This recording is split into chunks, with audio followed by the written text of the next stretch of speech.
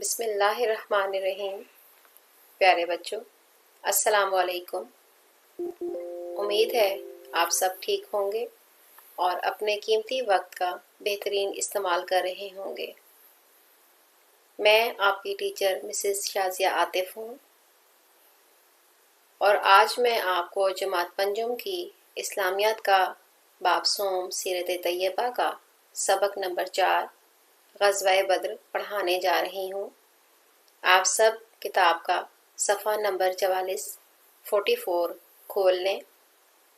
اب ہم اس سبق کی باقاعدہ پڑھائی کا آغاز کرتے ہیں اور ساتھ ہی میں آپ کو اس کی وضاحت بھی کر کے سمجھاؤں گی، جس میں آپ کو اس غزوہ کے تاریخی پس منظر سے بھی متعارف کروایا جائے گا۔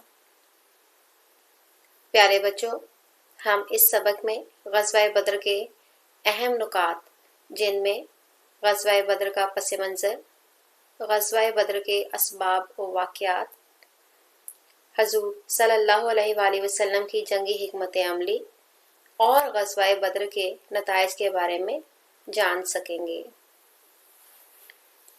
آئیے پہلے میں آپ کو غزوہ بدر کے پس منظر سے تھوڑا سا آگاہ کرتی ہوں یا اس کا تعارف کرواتی ہوں کہ اس سے پہلے کون سے اہم واقعات تھے جو پیش آ چکے تھے۔ پیارے بچوں، اس سے پہلے ہم پڑھ چکے ہیں کہ نبی کریم صلی اللہ علیہ وآلہ وسلم نے مدینہ منورہ ہجرت کرنے کے بعد بہت سے اہم اقدامات کیے تھے، جن کا مقصد مدینہ میں اسلامی معاشرے کا قیام تھا۔ ان میں سے اہم کام مواخات مدینہ تھا، جس میں مکہ کے مہاجرین اور مدینہ کے انصار کو آپس میں بھائی بھائی بنا دیا گیا تھا اور اس کے نتیجے میں مسلمانوں کو بہت سے فوائد ملے تھے۔ اس کے بعد جو اہم ترین واقعہ تھا بچوں، وہ حضور صلی اللہ علیہ وآلہ وسلم نے مدینہ آنے کے بعد یہود مدینہ کے ساتھ ایک معاہدہ کیا جو میثاق مدینہ کہلایا، جس کی وجہ سے ہر ایک فرد کو مذہبی آزادی اور انصاف حاصل ہو گیا تھا، اور یہ معاہدہ تاریخ میں ایک مشعل راہ کی حیثیت رکھتا ہے۔ پیارے بچوں، یہ تو تھا غزوہ بدر کا پس منظر۔ اب ہم سبق کی پڑھائی کی طرف چلتے ہیں اور اس کے تعارف سے بھی آگاہ ہوں گے۔ غزوہ سے مراد ایسی جنگ ہے جس میں نبی کریم صلی اللہ علیہ وآلہ وسلم نے بذات خود شرکت فرمائی ہو۔ غزوہ بدر کفر و اسلام کے مابین پہلی جنگ تھی جو 17 رمضان المبارک 2 ہجری کو بدر کے مقام پر لڑی گئی۔ یہ جنگ چونکہ مدینہ منورہ سے تقریباً 125 کلومیٹر کے فاصلے پر بدر کے مقام پر ہوئی، اس لیے اس جنگ کو غزوہ بدر کہتے ہیں۔ پیارے بچوں، سب سے پہلے تو ہمیں بتایا گیا ہے کہ غزوہ کس کو کہتے ہیں۔ تو آسان لفظوں میں ایسی جنگ جس میں نبی کریم صلی اللہ علیہ وآلہ وسلم بذات خود شامل تھے، انہوں نے شرکت فرمائی تھی، اس جنگ کو غزوہ کہا جاتا ہے۔ اب چونکہ یہ بدر کے مقام پر ہوئی تھی، اس لیے اس جنگ کو اس علاقے کے نام کی وجہ سے غزوہ بدر کا نام دیا گیا۔ اب ہم غزوہ بدر کے اسباب و واقعات کی طرف چلتے ہیں۔ سب سے پہلے ہم وہ اسباب پڑھیں گے جس کی وجہ سے غزوہ بدر پیش آیا۔ اس کے 2 اہم اسباب تھے۔ نمبر 1، کفار مکہ کی اسلام دشمنی غزوہ بدر کا سب سے بڑا سبب تھا۔ مسلمان ہجرت کر کے مدینہ آ گئے تو وہ پرامن زندگی بسر کرنے لگے۔ یہ بات قریش مکہ کو پسند نہ آئی۔ نمبر 2، غزوہ بدر کا ایک اہم سبب یہ بھی تھا کہ کفار مکہ کا تجارتی قافلہ ملک شام سے مکہ واپس آ رہا تھا۔ قریش یہ بات طے کر چکے تھے کہ اس قافلے سے حاصل ہونے والا منافع مسلمانوں کے خلاف جنگی مقاصد کے لیے استعمال کریں گے۔ مسلمان اس قافلے کو روکنا چاہتے تھے۔ یہ تو دو اہم اسباب تھے۔ اب ہم دیکھتے ہیں کہ جنگ کس طرح سے شروع ہوتی ہے یا کس طرح سے اس کی حکمت عملی کی گئی۔ قریش مکہ کے سردار ابو سفیان نے مکہ والوں کو پیغام پہنچایا کہ مسلمان ان کے قافلے کو روک سکتے ہیں۔ اس کا پیغام مکہ پہنچا تو قریش مکہ نے جنگ کی تیاری شروع کر دی اور 1000 کا جنگی لشکر تیار کیا۔ یہ لشکر مدینہ پر حملہ کرنے کے لیے روانہ ہوا۔ اس لشکر کی قیادت ابو جہل کر رہا تھا۔ کافروں کا لشکر بڑھتے ہوئے بدر کے مقام پر پہنچ گیا۔ جب رسول اکرم صلی اللہ علیہ وآلہ وسلم کو کفار کے لشکر کے بارے میں علم ہوا تو آپ نے ان کا مقابلہ کرنے کے لیے 313 صحابہ کرام کو لے کر بدر کے مقام پر پہنچ گئے۔ پیارے بچوں، یہاں پہ ایک ضروری بات یہ ہے کہ کفار کا جو لشکر تھا اس میں 1000 شامل تھے لوگ۔ اب ان میں 1000 لوگ، انہی میں کچھ گھوڑے، ان کے اونٹ، ان کا جنگی سامان بھی شامل تھا اور یہ کافی تعداد تھی۔ جبکہ مسلمان جو تھے غزوہ بدر میں کفار کے لشکر میں 100 گھوڑے، 600 زرہیں اور سینکڑوں اونٹ تھے، جبکہ مسلمانوں کے لشکر میں 2 گھوڑے، 70 اونٹ اور 6 تلواریں تھیں۔ اب مسلمان تعداد میں اور سامان میں دونوں میں کفار سے بہت کم تھے، لیکن کیونکہ اللہ تعالیٰ نے مسلمانوں کو کامیابی عطا فرمانی تھی، اس لیے اللہ تعالیٰ نے اسباب بھی پیدا فرمائے۔ اب ہم دیکھتے ہیں کہ میدان جنگ میں کس طرح جنگی حکمت عملی اپنائی گئی اور کیا جوہر دکھائے گئے۔ دونوں لشکر بدر کے مقام پر آمنے سامنے آئے۔ کافروں کے 3 سردار میدان میں نکلے لیکن مسلمانوں کے ہاتھوں مارے گئے۔ اب یہ عام سی بات ہے کہ جب سردار مارے جاتے ہیں تو فوجیوں کے حوصلے پست ہو جایا کرتے ہیں۔ تو اس کے بعد عام جنگ شروع ہو گئی۔ مسلمانوں نے بہادری کے خوب جوہر دکھائے۔ وہ قوت ایمانی سے سرشار تھے۔ جنگ میں کفار مکہ کو بہت بری طرح شکست ہوئی۔ ان کے بڑے بڑے سردار مارے گئے۔ ان سرداروں میں ابو جہل بھی شامل تھا، جو 2 نوعمر صحابہ حضرت معوذ اور حضرت معاذ کے ہاتھوں قتل ہوا۔ اس جنگ میں کفار مکہ کے 70 افراد قتل ہوئے، جبکہ 14 صحابہ کرام نے شہادت پائی۔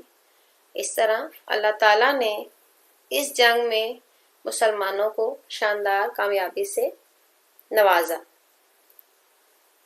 اور اللہ نے جنگ بدر میں بھی تمہاری مدد کی تھی جبکہ تم بے سر و سامان تھے۔ اب یہ سورہ آل عمران کی آیت نمبر 123 ہے۔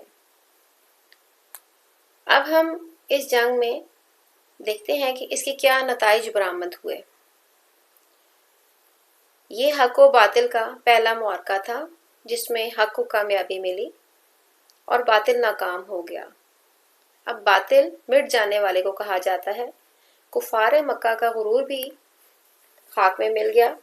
اس جنگ کے بعد دیگر قبائل میں بھی قبول اسلام کی تڑپ پیدا ہوئی اور اسلام تیزی سے پھیلنے لگا۔ غزوہ بدر سے ہمیں یہ سبق ملتا ہے کہ جو لوگ اخلاص کے ساتھ اللہ تعالیٰ کے دین کو سربلند رکھنے کے لیے کام کرتے ہیں، اللہ تعالیٰ انہیں ضرور فتح سے ہمکنار کرتا ہے۔ اس لیے ہمیں چاہیے کہ ہم دین کا کام اخلاص کے ساتھ کریں، یعنی دین کے کام کرنے میں پہلے تو ہماری نیک نیتی شامل ہونی چاہیے، اور دوسرا دین کی سربلندی یعنی کامیابی کے لیے ہمیں کسی قسم کی قربانی سے دریغ نہیں کرنا چاہیے، بلکہ ذہنی طور پر ہر قسم کی قربانی کے لیے تیار رہنا چاہیے۔ پیارے بچوں، اب ہم اس سبق کی مشق کو شروع کرتے ہیں۔ مشق میں پہلا سوال، مندرجہ ذیل سوالات کے مختصر جواب لکھیں۔ سوال نمبر 1 ہے، غزوہ سے کیا مراد ہے؟ جواب، غزوہ سے مراد ایسی جنگ جس میں نبی کریم صلی اللہ علیہ وآلہ وسلم نے بذات خود شرکت فرمائی ہو۔ سوال نمبر 2 ہے، غزوہ بدر میں کفار مکہ کے جنگی لشکر میں کتنے افراد شامل تھے؟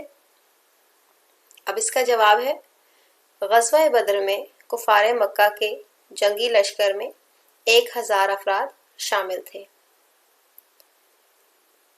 سوال نمبر 3، غزوہ بدر ہونے سے پہلے قریش مکہ کے سردار ابو سفیان نے مکہ والوں کو کیا پیغام پہنچایا؟ اب اس کا جواب ہے، کفار مکہ کا تجارتی قافلہ ملک شام سے مکہ واپس آ رہا تھا۔ قریش یہ بات طے کر چکے تھے کہ اس قافلے سے حاصل ہونے والا منافع مسلمانوں کے خلاف جنگی مقاصد کے لیے استعمال کریں گے۔ مسلمان اس قافلے کو روکنا چاہتے تھے، پس قریش مکہ کے سردار ابو سفیان نے مکہ والوں کو پیغام پہنچایا کہ مسلمان ان کے قافلے کو روک سکتے ہیں۔ اب سوال نمبر 4 ہے، غزوہ بدر میں کفار مکہ کے لشکر کی قیادت کون کر رہا تھا؟ اس کا جواب ہے، غزوہ بدر میں کفار مکہ کے لشکر کی قیادت ابو جہل کر رہا تھا۔ سوال نمبر 5، غزوہ بدر میں کتنے مسلمان شہید ہوئے؟ اس کا جواب ہے، غزوہ بدر میں 14 صحابہ کرام شہید ہوئے۔ اب سوال نمبر 2 کی طرف ہم چلتے ہیں۔ مندرجہ ذیل سوالات کے تفصیلی جوابات لکھیں۔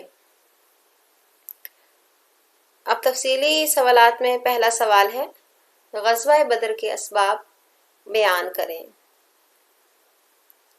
اس کا جواب ہے، غزوہ بدر کے 2 اہم اسباب درج ذیل ہیں۔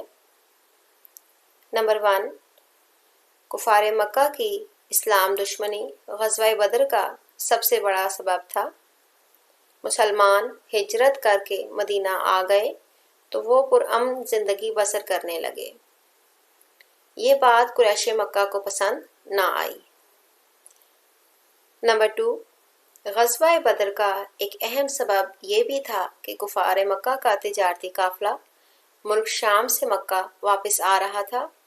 قریش یہ بات طے کر چکے تھے کہ اس قافلے سے حاصل ہونے والا منافع مسلمانوں کے خلاف جنگی مقاصد کے لیے استعمال کریں گے۔ مسلمان اس قافلے کو روکنا چاہتے تھے۔ پیارے بچوں، اب ہم سوال نمبر 2 کی طرف چلتے ہیں۔ غزوہ بدر کے نتائج لکھیں۔